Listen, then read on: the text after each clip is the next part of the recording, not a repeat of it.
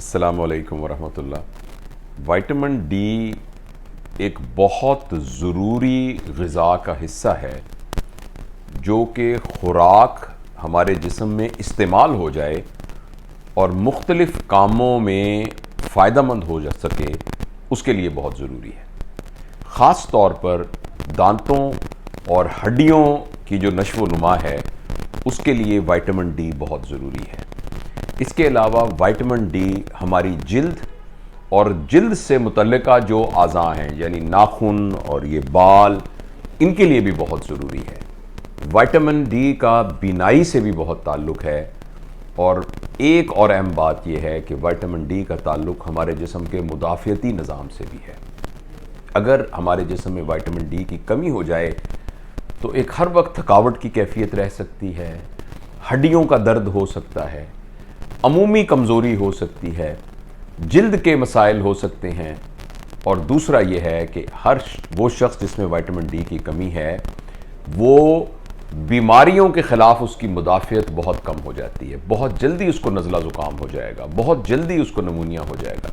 अगर कोई वायरस की इन्फेक्शन होगी तो उसकी जो सेहतयाबी है वो देर से होगी, डिले हो जाएगी उसकी रिकवरी। इसलिए विटामिन डी का हमारी खुराक में होना बहुत ज़रूरी है। मैं, जैसा कि आपको पता है कि मैं प्रैक्टिस करता हूँ और यहाँ अगर मैं ये कहूँ कि तकरीबन हर शख्स में विटामिन डेफिशिएंसी है, डी डेफिशिएंसी, तो ये मुबालगा नहीं होगा। ज़ाहिर है हर शख्स में तो नहीं है, लेकिन फ़र्ज़ करें अगर आप 100 लोगों में कराएं तो आपको 90 से ज़्यादा लोगों में विटामिन डी की कमी मिलेगी।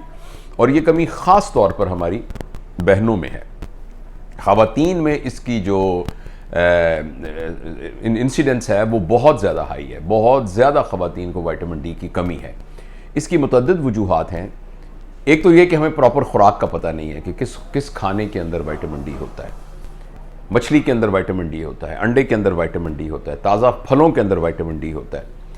और इसके अलावा एक बहुत ज़बरदस्त विटामिन डी का जो सोर्स है वो सूरज की रोशनी है, और ख़ास तौर पर सूरज की वो रोशनी जो दिन के शुरू के वक्त में होती है।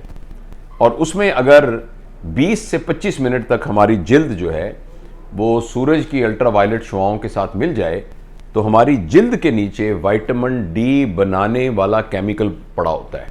वो अल्ट्रावायलेट रेज आके उस केमिकल से टकराती है तो उसको विटामिन डी में कन्वर्ट कर देती है।